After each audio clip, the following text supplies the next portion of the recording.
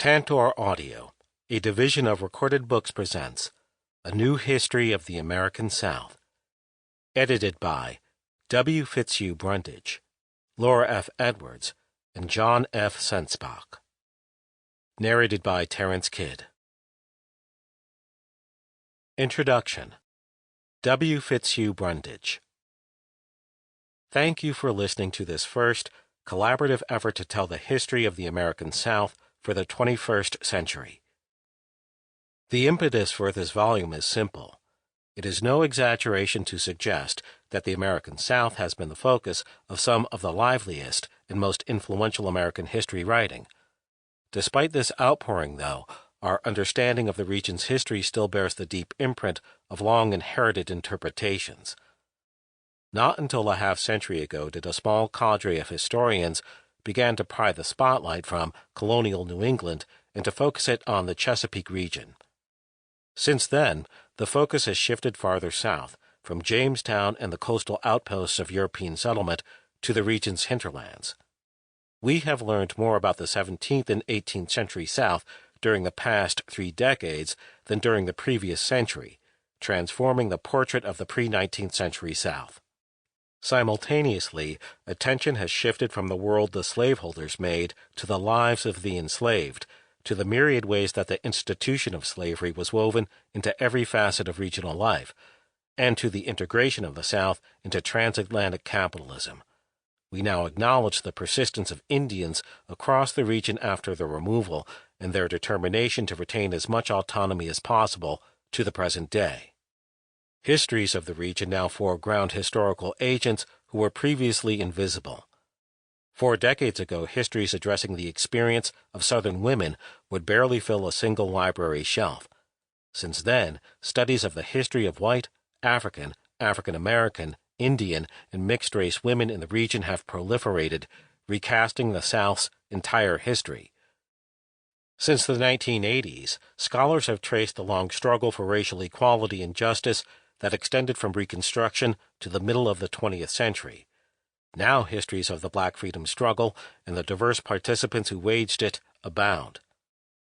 We set out to build on this outpouring of scholarship and compose an accessible and innovative history of the South. We are a diverse group of historians who have pondered from various vantage points the Southern environment and the people who have lived in the South from pre-contact to the present. Reflecting the breadth of the discipline of history, our interests extend from ethnohistory and environmental history to legal and religious history. Some of us observe the South from afar, others from within the region. Our institutional homes range from private universities in the Northeast and Midwest to public universities in the West and South. This volume is not an encyclopedic A to Z history of the region, an inventory of major events, or a mere synthesis of extant scholarship. Instead, we have sought to craft a history that combines both cogent narrative and strong analysis. As individual authors and as a collective, we have made these deliberate choices with an eye to narrative and analytical clarity. Our rendering of the South's history is populated with historical actors who went unmentioned in previous accounts of the region. Some familiar figures receive only passing reference, and some previously obscure events are accorded prominence, while other apparent milestones receive scant attention. Listeners may be surprised by the emphasis we attach to repeated disruptive change in the history of the South. It is commonplace to depict the region as moving to its own distinct and steady historical rhythm, as hidebound, as steeped in timeless traditions. We, by contrast, contend that the region's history, when viewed in the longue durée, is punctuated again and again by wrenching transformations. Observe, for instance, the change witnessed by several Southerners across 2 centuries and its contradictory consequences for their lives. For Franchamastabi, unknown to 1801, an 18th-century Choctaw in what is now Mississippi, the high-stakes competition for control of the Mississippi River Valley defined his life. Living in a region coveted by Indian rivals, several European empires, and the new American Republic, Franchamastabi displayed uncommon skill in exploiting the Choctaws' precarious circumstances to accrue power and to advance the Choctaws' interests, at least as he perceived them. As early as 1763, he impressed British authorities as a figure of influence. During the American Revolution, he strengthened his ties with the British, eventually garnering the title the English Chief. By funneling British trade to his supporters, he bolstered his standing and, in turn, used his influence with the British to defend the boundaries of the Choctaw Nation against Spanish and American intrusion. But by 1784, he recognized the waning power of the British and so pivoted to align the Choctaws with the Spanish. He simultaneously reoriented his trading so as to exploit Spanish networks. His alliance with the Spanish crested a decade later when, with Spanish support, he joined in a planned confederation of the Choctaw, Chickasaw, Creek, and Cherokee. Nevertheless, when Spain ceded its territorial claims to the United States and Americans sought to exert dominion over the Choctaws, Franco-Mostabi was prepared.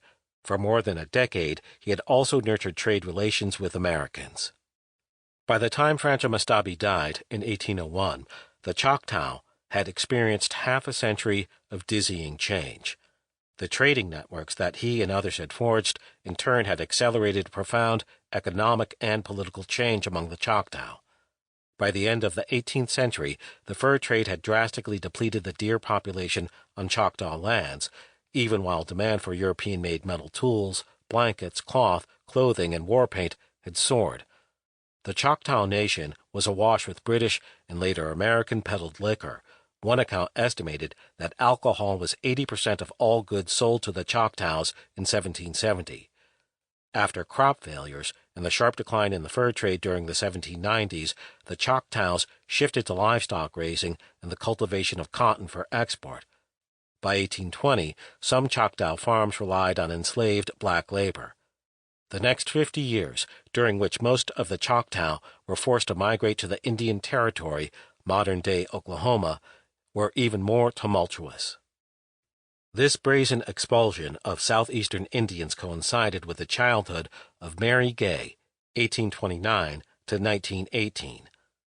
Lured by former Indian land and the discovery of gold in North Georgia, her family had joined the stampede of whites into the region. The sudden death of her father soon after her birth prompted her mother to return to her family in central Georgia.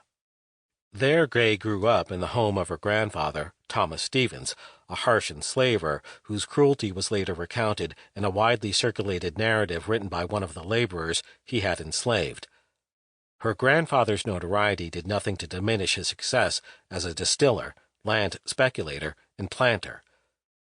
Gay enjoyed a childhood of comparative affluence, during which she received an education far beyond that available to most white Southerners, male or female, first in Decatur, Georgia, and then in Nashville. She also acquired the cultural accoutrements appropriate for a woman of her class and race, including an appreciation for the arts. Her love of poetry inspired her first book, Prose and Poetry by a Southern Lady, published anonymously in 1858. The Civil War dramatically and permanently redirected her life. Wartime circumstances compelled her to undertake tasks and assume obligations that she had neither anticipated nor sought. By then her grandfather had died, and her brother was serving in the Confederate Army, leaving her the de facto head of a household that included her mother, sister, sister-in-law, and nephew. When the front lines of the war encroached on Decatur, where she and her family resided, Gay resorted to desperate measures to maintain her family and support the Confederate war effort. For instance, she organized munitions hunts, during which she and local children collected abandoned ammunition from nearby battlefields and traded it for food at a Confederate commissary. Repeatedly, she crossed enemy lines under various pretexts, carrying information to Confederates and returning with desperately needed supplies. Although powerless to prevent Union officers from appropriating her house for their headquarters, she pointedly refused to display any deference toward them. The defeat of the Confederacy left Gay and her household in mourning and impoverished. Her brother had been killed, along with most of his regiment, at the Battle of Franklin in November 1864. Aside from their home in Decatur, her family's assets had been invested in now worthless Confederate bonds. The 6 enslaved blacks who had been her family's property were now free. and because Mary and her sister were unmarried, neither had in-laws to whom they could appeal for help. Instead, both women improvised careers that met their material needs for the remainder of their lives. While Mary's sister found employment as a teacher and later as a temperance activist, Mary became a roving bookseller, hawking Bibles as well as her book of poetry. Later, she also peddled her memoirs over the war years, Life in Dixie During the War, 1892. Sales were so brisk that it went through 4 editions and found a place among the most influential testimonials to the resolve of Confederate women. Margaret Mitchell drew inspiration from it when she wrote Gone with the Wind, her epic Civil War novel. Gay concluded her literary efforts by writing The Transplanted, A Story of Dixie Before the War, 1907, a romantic novel set in the Old South, complete with a Southern gentleman, a Yankee vixen, and loyal but childlike slaves. Gay's hard-won independence came to an end when, after the death of her sister, she succumbed to dementia and was committed to the Georgia State Sanitarium in 1915. There she died 3 years later. Only in its particulars was Gay's life exceptional. The circumstances she confronted were familiar to countless white women who lived through the war. Few of her female contemporaries, unmarried or married, cobbled together careers as traveling sales agents, poets, memoirists, or novelists. Nevertheless, many found work where they could, while even more assumed the mantle of guardians of the Confederate memory. Some, like her sister, committed themselves to organized women's reform efforts, which mushroomed across the region in targeted causes ranging from temperance and poor relief to child welfare and urban improvements.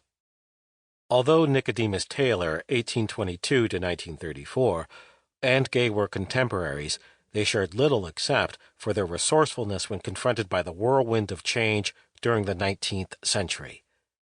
Taylor was born to enslaved parents in Chatham County, North Carolina. He experienced the precariousness of enslavement, especially when his owner sold him to a speculator during the Civil War. But Taylor employed the methods of countless of his enslaved predecessors and absconded from his new owner and returned to his former home. There he remained even after emancipation, spending the first 5 decades of his life as an agricultural laborer. He then joined the ranks of the vast army of mostly black workers who slashed and sawed through more than 50 million acres of pine forests that stretched from North Carolina to Texas between 1870 and 1920. Only a tiny portion of the profits from this systematic and unprecedented deforestation went into the pockets of Taylor and his peers, but they received better compensation than they had as farm laborers and enjoyed a rustic camaraderie in the turpentine and lumber camps. The landscape they left behind, which covered an area equivalent to the combined size of France and Germany, created a South that had never previously existed. Taylor took advantage of novel opportunities that the transformed landscape he had helped to create made possible.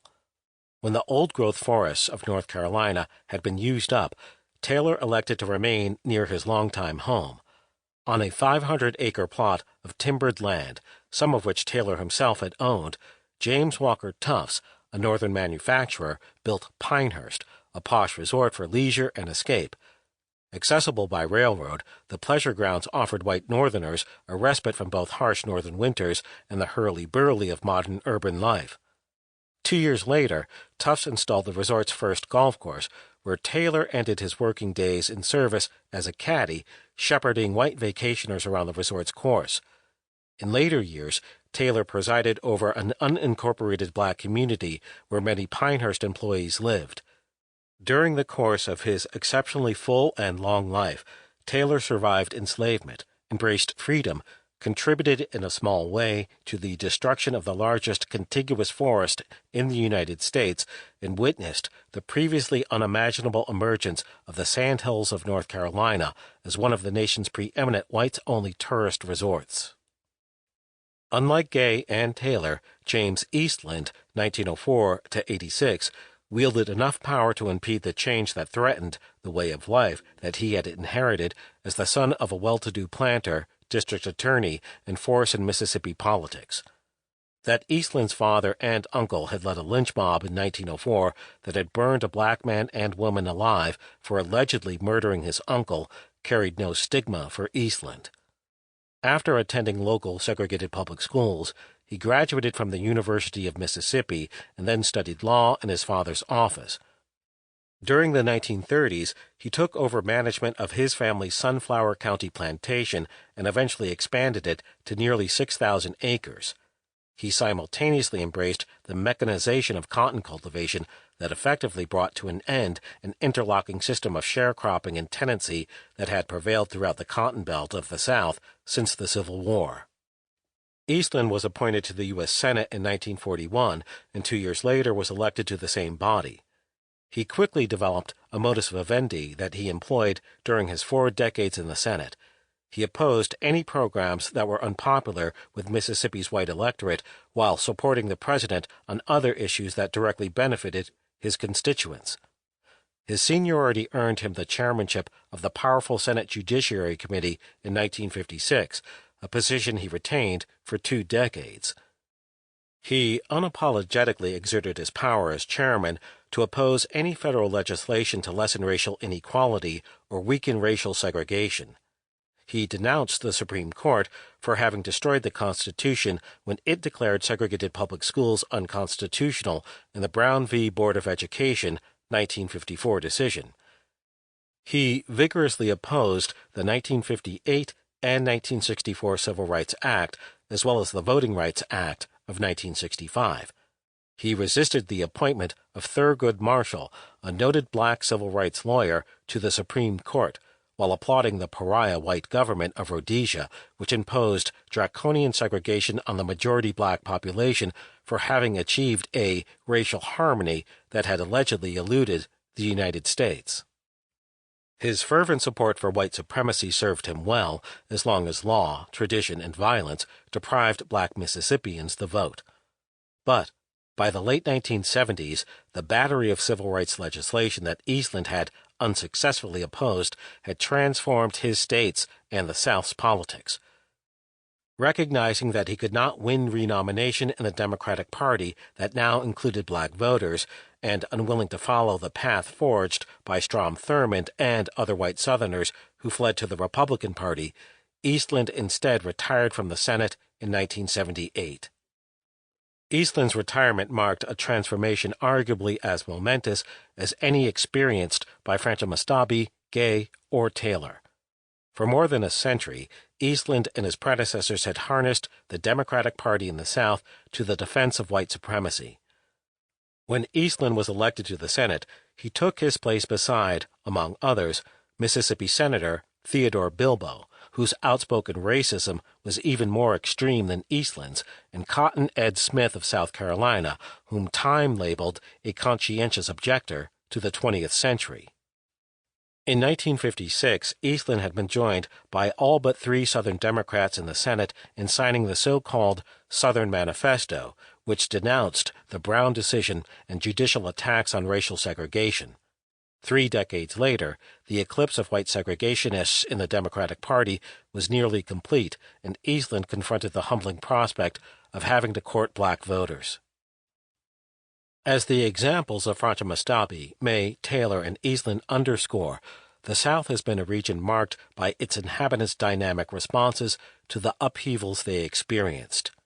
The histories are a sobering reminder of the often contradictory effects of change, which only sometimes has fostered progress, prosperity, or expanded freedoms in the South, or, for that matter, the nation at large. The economic history of the so-called long 20th century, as recounted in this volume, is a case in point. These 4 life histories also illustrate the importance of understanding the region as a site of ongoing ethnic coexistence and exploitation. Since the age of contact, the region's population has been multi-ethnic. It has only become more so since then. It is the homeland of the largest concentration of Indians east of the Mississippi River. It was and still is home to the largest percentage of the nation's blacks, and since the 1960s, immigrants have flocked to the region: Vietnamese in Texas and Louisiana, Cubans in Florida, Central Americans in North Carolina, and South Asians in Northern Virginia.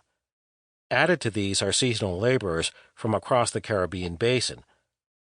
The interactions of these diverse inhabitants in the past and present through both cultural exchange and appropriation have had both conspicuous and subtle influences across the region, extending from foodways and musical expression to religious traditions and speech. Two examples drawn from North Carolina illustrate the importance of ethnic interaction, exchange, and contest in the region. The Lumbees, the largest tribe of American Indians east of the Mississippi, share a tenacious sense of their identity. But it historically has been more complicated than identifying with a single racial or ethnic group. What is determinative of their identity has been dynamic networks of kinship and place. The Lumbee are the descendants of dozens of tribes, as well as of free European and enslaved Africans who have passed through and lived in the low-lying swamplands along the border between North and South Carolina. Their polyglot heritage placed them at great risk during the century after the Civil War, when white politicians sought to segregate Southern society into two discrete camps, white and non-white.